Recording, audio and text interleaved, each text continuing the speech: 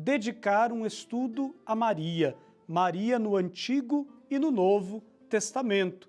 E para nos ajudar neste caminho, queremos convidar para estar aqui conosco o professor Lino Rampazzo, doutor em teologia, a quem damos as boas-vindas aqui no nosso programa.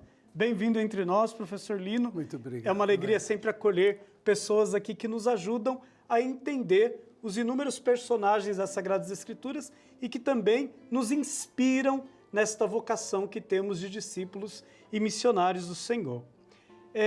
Professor Lino, quando a gente fala da figura de Maria, nós podemos vê-la em diversas perspectivas, mas durante este mês nós queremos ver Maria através das Sagradas Escrituras. A Bíblia fala muito pouco de Nossa Senhora, mas naquilo que fala, ela é muito pontual. E hoje nós vamos para o Antigo Testamento e ali nós vamos encontrando passagens que vão nos falando da Virgem, da mulher que gerará o Messias.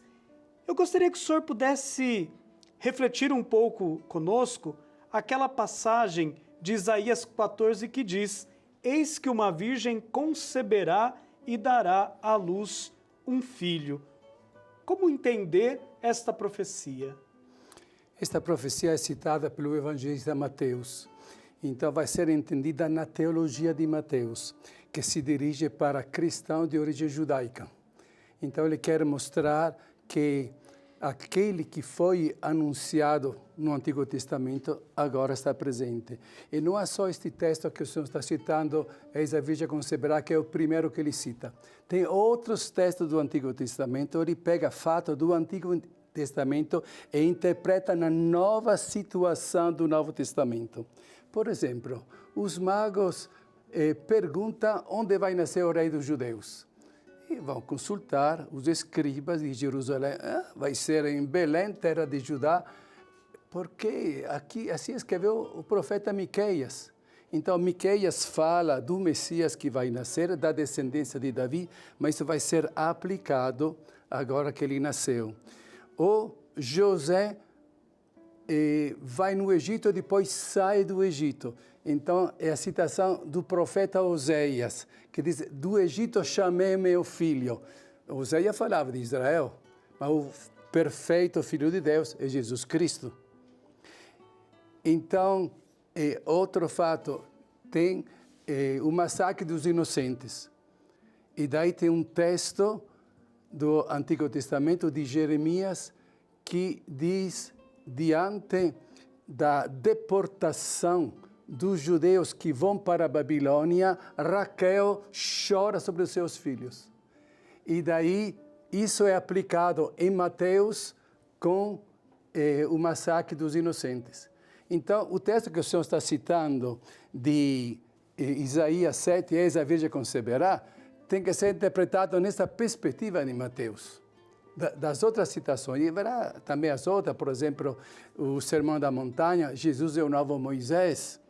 Bom, agora a Virgem conceberá. Este texto é de Isaías, século VIII, no momento em que está havendo invasão dos dois reinos aliados contra Jerusalém. Se a gente pensa as duas Coreias, naquela época havia o Israel do Sul, capital de Jerusalém, e Israel do norte da Samaria, que se alia com o inimigo de Jerusalém, que é o rei da Síria. Eles vão com os exércitos para destruir Jerusalém. O rei fica desesperado. Daí chega Isaías: peça um sinal para Deus. Não vou pedir nada para Deus.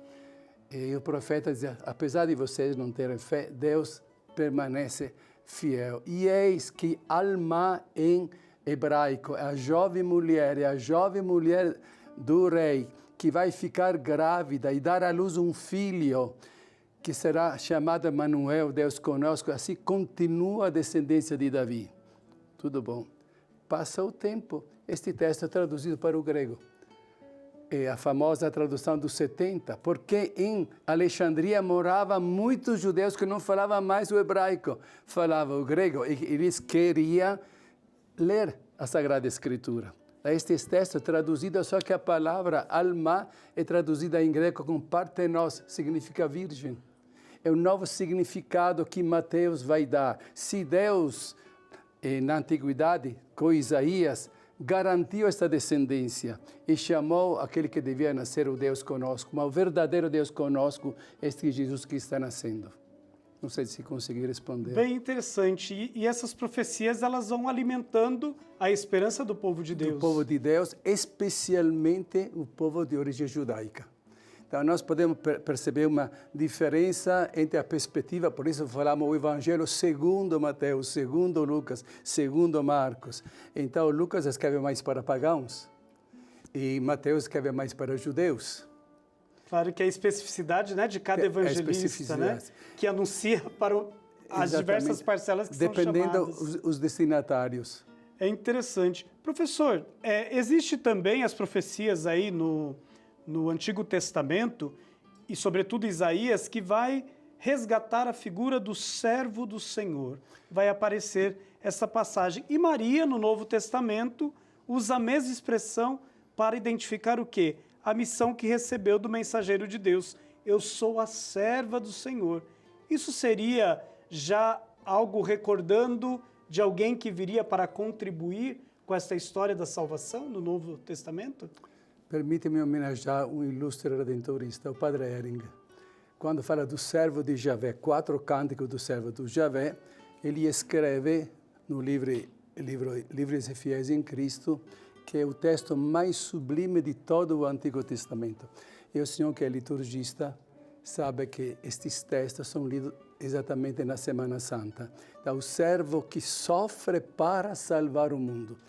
Nós vamos ler particularmente o 4º cântico na celebração solene da Sexta-feira Santa. Ele é o servo do Senhor. E Maria se apresenta como a serva do Senhor. Então, é estritamente ligada à missão do Filho.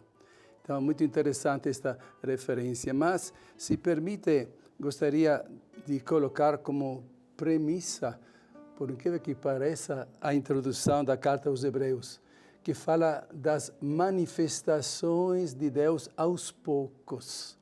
Deus se manifestou por Moisés e por os profetas e agora por Jesus Cristo. Nós podemos aplicar isso também para Maria.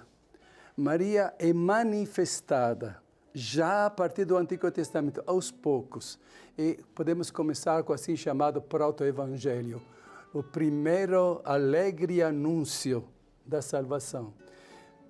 A serpente se serviu da mulher para o pecado do homem. E é que a providência de Deus se serve de novo de uma mulher. A descendência da mulher vai pisar na cabeça da serpente.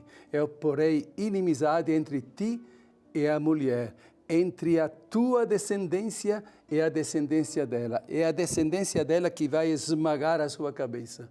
Esse poderíamos dizer o primeiro anúncio. E no Antigo Testamento nós temos a mensagem das mulheres estéreis, que graças a Deus consegue ficar grávida a partir de Sara, Rebeca, Raquel, Ana, a mãe do profeta Samuel, e outras também que aparecem. Ou as figuras das mulheres salvadoras, como Judite, como Esther. Graças a elas é que o povo inteiro fica salvo.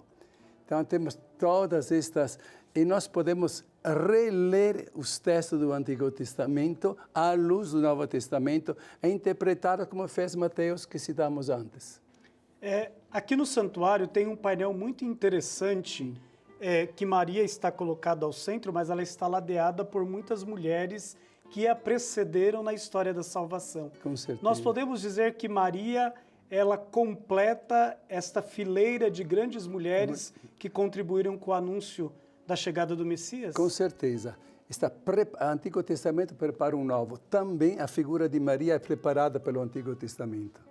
Por isso, se hoje queremos estudar Maria, é preciso visitar, antes de fazermos um estudo aprofundado do Novo Testamento, visitarmos o Antigo para compreendermos aquilo que é a novidade. Não dá para entender se a gente pega, por exemplo, o cântico do Magnificat.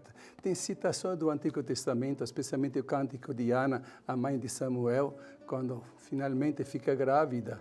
E Maria retoma estas temáticas que encontramos no Antigo Testamento. Não dá para entender um Novo Testamento sem ter a base do Antigo. Aliás, é o ensinamento de Jesus.